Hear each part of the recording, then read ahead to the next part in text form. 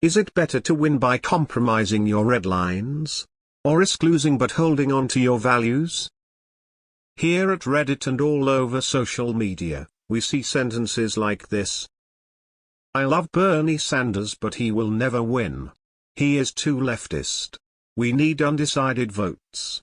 We need someone from the center. Or, who you gonna change anything if you don't win? Or, Mr. X is a corrupt politician, but he votes with Democrats. We need him so Republicans don't win. No one else can win for us. Or, Biden cannot pass X if he doesn't compromise against Republican demands. So it is okay to water down X to the point of being meaningless. As someone living outside the US, I found it strange that almost no one talks about a party's credibility among voters, which is usually related to how they delivered on their promises historically. Do you think it worth winning but losing your popularity long term? To what extent we should compromise to win elections? And finally, can it be the reason why so many people don't trust neither party and many other don't vote? Politics is about compromise. You will never get everything that you want, you have to sacrifice something to gain something.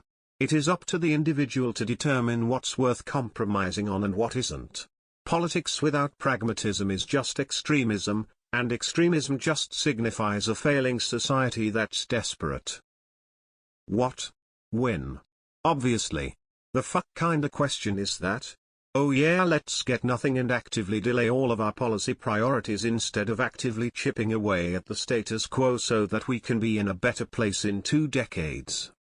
Like what the hell is this gambit? You're giving up something in exchange for nothing, and since politics is coalitional you will never have every single person supporting your exact policy priorities.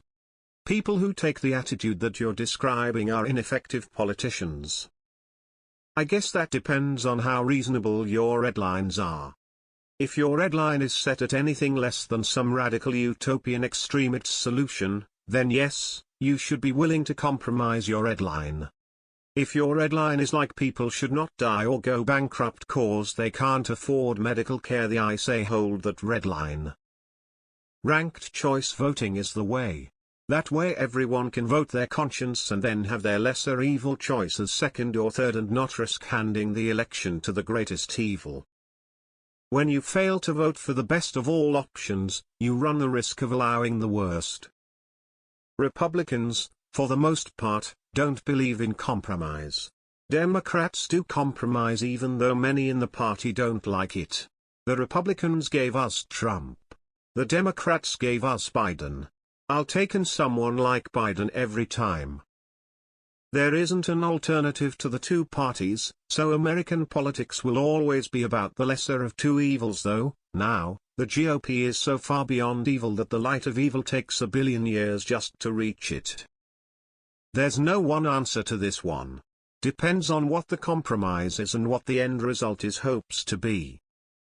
As someone living outside the US, I found it strange that almost no one talks about a party's credibility among voters. Let me guess, yours is a parliamentary system. In a two-party presidential system with the myriad of veto points we have to promote policies with broad appeal. Politics is defined as the art of compromise. In the end, how one's policies turn out should be the basis of judgment. But it isn't. Folks hate healthcare in the US but refuse to hold Democrats responsible even though they fixed healthcare a decade ago and promised better and more affordable care. If you are a pacifist but someone is about to beat you to death with a bat, you have to fight back. Self-preservation overrules. Both parties seem oblivious to how easy it would be win the general if they ran someone closer to center. So I'd say most people value cherishing their red lines over steering the ship. Party credibility doesn't exist here. It's all about individuals. You never vote for a party, you only vote for individuals. This is the mathematically predictable result of first-past-the-post voting systems. Biden barely won and Hillary didn't. The sooner Dems realize running to the right is risky behavior the better. There's a reason why all of your examples are of Democrats. US politics is set up so that both parties are the most right-wing versions of themselves. So the Democrats are all obsessed with moving to the right in order to pick up some mostly imaginary undecided voters, while the Republicans are obsessed with proving their fealty to their completely unhinged base.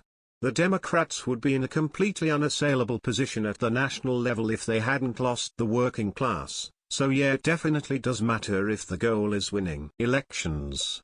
Yo, hurt fees alert. My most important issue right now is abortion. If someone most likely can't win, I'm not voting for them or donating to them. It's not a time to dream or idealize. The duopoly being treated as the default options is what got us to the dumb place we are in now. If your red line actually makes it impossible to win, maybe the red line should be carefully re-examined. Red lines should be set only for those issues that dictate your personal actions, that mandate some actions or prohibit others for you personally. On other issues, those where you are an indirect victim or beneficiary, negotiating for best outcome results is appropriate. Elections are also about money, and most voters don't use their dollar votes at all. Either take money out of the equation by federally funding all candidates or vote with $250 million people x $10 is a lot of dollar. Not only is compromise important in politics, sometimes you must reach across the aisle for allies. President Lyndon Johnson would never have been able to pass his civil rights legislation without Republican Everett Dirksen bringing other Republicans with him to vote for it. Southern Democrats would not vote for it. Only spoiled children think they can get everything they want. The concept of common good is what should drive decisions like voting in elections. Most people show up on general election day with only a vague notion of who's running and look for easy markers like party affiliation. The elections are determined well before that at local and state levels where candidates are chosen.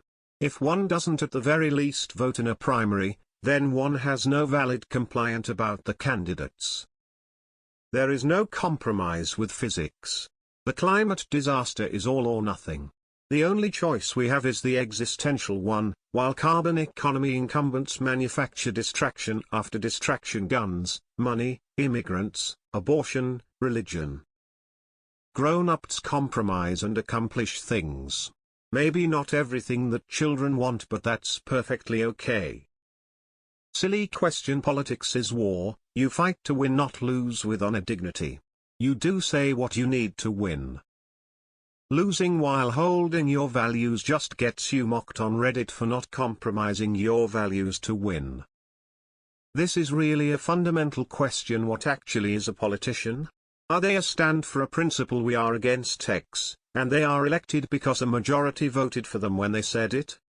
Or do you want them to reflect the public sentiment, which is always changing? Let's say the local sentiment has changed recently and there is 60 support for X. Should your representative change their views to match the public's at the time? Or stick to being totally against X because they were voted in on that platform? Doesn't really matter to me. As a communist, I've had nobody to vote for, ever, until Corbyn in 17 and 19, and he ran on the platform that wasn't compromised. I doubt I'll get a candidate like that again. Well, do you want politicians that represent you? Because if you do, you vote for that candidate and you hold strong to your values. Or are you picking the lesser of two evils? These are the people who voted for Trump because they didn't like Hillary.